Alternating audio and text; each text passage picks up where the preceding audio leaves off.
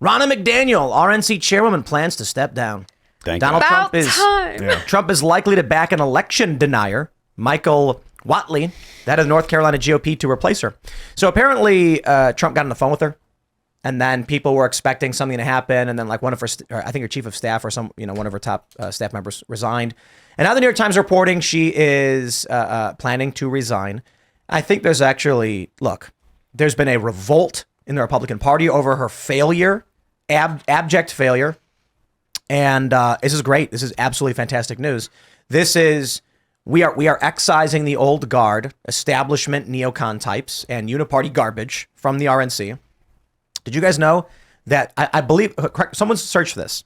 I heard that the Democrats have raised 3 times what the RNC has raised. Yeah, I don't know if it's 3 times, but I've heard that it's a significantly larger amount of money. Because no one's going to give them money so long as Ronna McDaniel is in this position. I hope you're right. And I'm very, very happy to hear that Ronna McDaniel is out. You cannot fail as regularly as she did and expect to keep your job. Yeah. And I mean, it's ridiculous that she stuck around. The fact that she made it after Trump lost in 2020, like she should have been gone then.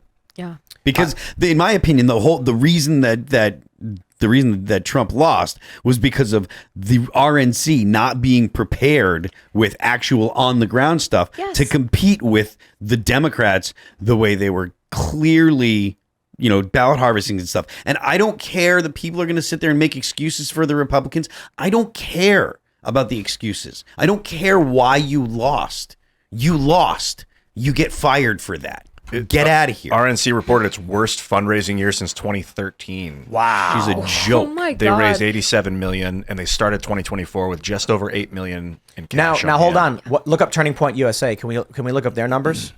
Let me do a quick search. Yeah, how much money has she mismanaged though and squandered? Like how much money did she start out with? It was millions of dollars that she had that she did nothing with, that she completely squandered. How much has the RNC raised? Do we know? The RNC? Or are you looking for Turning Point? How much has Turning Point raised? RNC. So we can compare. 87 million. 87 million. That's a lot more that that's in 2023. a lot more than I think TPUSA raises. Okay. But the interesting thing is when you look at when we were at Turning Point AmFest, a lot of people were saying like this is basically replacing the RNC. I mean, I don't. Yeah, that's a good point. That's the vibe I got while I was there. It just felt like if there's going to be what you would call a Republican National Convention, that's what Turning Point feels like. And DeSantis didn't go. That was crazy. I don't know. That was real. I like him as governor. I mean, now that he's not running anymore, he's like a badass again. Yeah, it's kind of crazy. But he's got no charisma. I'm sorry. No, but I mean, like now that he's not running for president, all of a sudden he's just like. When he said deport Ilhan Omar, I was like, whoa, what? Where was this guy? Exactly. Jeez. Where has he been? Bob Dole. For reference, the DNC seems to have raised $140 million to the RNC's $87 million. Yeah, they That's raised a lot of embarrassing. And that's more with Joe Biden. It says allied groups.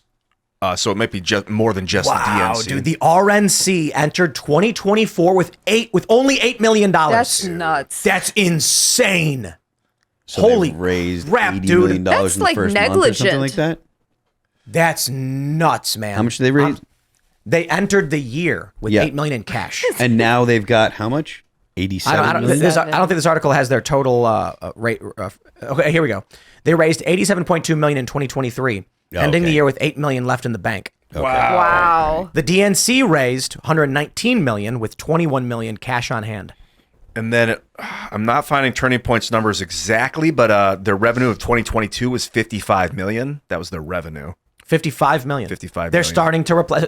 This is what I was wondering. They're starting to replace the RNC. Yeah. Why would anyone donate to the RNC at all? It used to be that like, hey, we're gonna support the Republican Party and we're gonna support their candidates, and then when you donate, they can donate that money to one of the candidates. Nah. Best thing they could do is make Nope. Charlie Kirk the head of the RNC. Or we just I don't know if you would even stop take caring. it at this point. Yeah. I mean, it is good that Ronna McDaniel is out, but I got to be honest. I don't care for the Republican establishment, and I think it's true. Many Trump supporters felt the same way. That's why they started using the lion instead of the the elephant, right? GOP elephant. No, I didn't know that. Yeah, they started using a lion for Trump because they're like, it's a different party. Yeah. I think it's fairly obvious. In 2016, and it's the Ron Paul generation.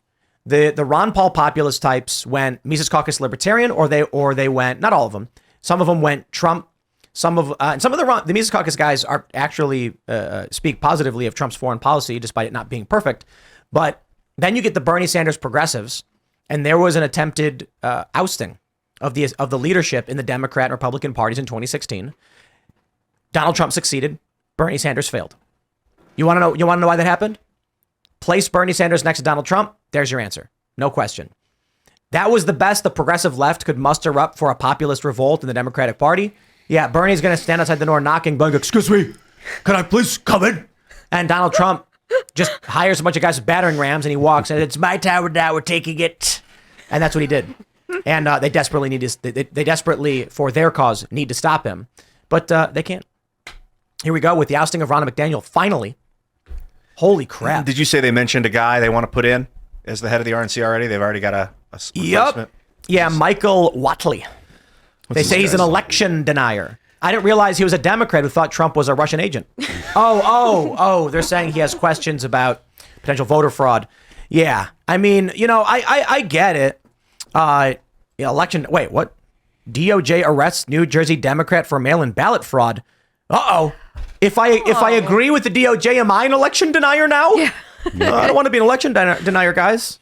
Man, I can't believe it took this long to get rid of Ronna McDaniel. It's almost too little too late, to be honest. Well, I mean, I would disagree just because of the fact that it's still, it's February. There's still a lot of time. Most elections, you don't have such a clear idea of who the nominee is going to be this early. Usually it's not until at least April, until people really kind of shake out. So whoever comes in might be able to do some good, hopefully. I kind of think it's fair to assume this year will be the weirdest thing you've ever seen. I know we joke about Ben Shapiro rapping, like, it's 2024 and Ben Shapiro is the biggest rapper in the world, blah, blah, blah. And like, it's a joke. No, it's not really that big a deal. Like, there's a lot of cultural things that have happened. The FJB song hitting number one. Mm-hmm. We obviously have some cultural influence on our side. I'm talking about, we have a lot of expectations of what's going to happen. But I'm saying, like, dude, if aliens came down and just abducted Nikki Haley in the middle of like a speech, I would just not be surprised at all. I'm half kidding. Makes sense. Like maybe not aliens, but I'm just saying right now we expect Trump to be the nominee. I honestly have no idea. I'd put my bet on it, place my chips on that Donald Trump's going to be the nominee. But I don't know, man. I mean, Vivek, I think, made a good point about they will stop at nothing. Yeah, we literally have no idea. And I'm here's what I'm worried about. A Black Swan event happening in the next few months. There's no way to predict it. These things happen. You have no idea. Yeah, my worst fear, well, no, actually, this is just one of my fears, is a power out, is like a grid down, water down situation for 2+ weeks. An EMP?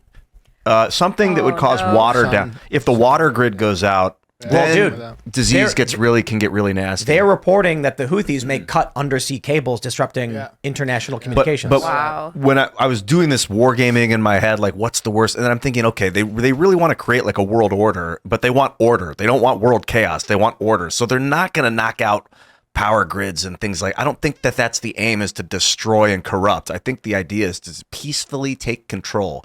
So I don't know. Depends on if you believe that there is actually a plan to decrease population. Why not? Well, I know there's a plan that they want to slow the growth of the population. I mean, I think that there's a plan they want to slow the growth. I don't know if they actually want to go decrease the total, or if they just want to slow the growth of the total. I'm not sure exactly. I think we've got probably a normalcy bias, but not an optimism bias. I think many of us actually are concerned about what's going to happen this year. But, I've been thinking about this every day. I wake up. I got routine. You know what I mean? Mm-hmm. We come in. I sit down. I got my little spindrift right here. And we got our biltong. And we do the show every day. And I wake up in the morning and I read the news every day. And part of me is thinking, like, I kind of feel like it is reasonable to expect that at some point this year, something will happen that will completely disrupt our ability to have some kind of routine. We saw that with COVID. That shattered everything. Yep. It is 2024. It is 4 years on. They do not want Trump to win by any means necessary. So I kind of just feel like Black Swan event. I don't know what it's going to be. Yeah. I don't know, man. I don't know either. There's a significant part of me that doesn't believe that Donald Trump will be, the president in 2025, no matter what happens. Of the Neo-Confederacy, he will be. Right.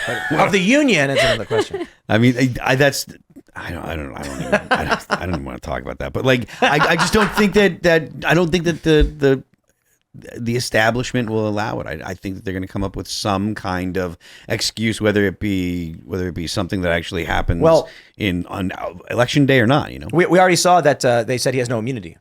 Yep. Oh, yeah. So I'm game, man.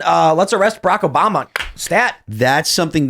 I think it was Daryl Issa. I retweeted something today, just a little while ago. I think it was Daryl Issa that was making allusions to that exact thing, that if the case is that Donald Trump does not have immunity, then Barack Obama doesn't either, and of course, and so all we need is some Republican in I don't know, law enforcement anywhere with some balls to initiate the criminal proceedings against Barack Obama for the extrajudicial assassination of Anwar al-Awlaki and his son Abdurrahman al-Awlaki. Yep.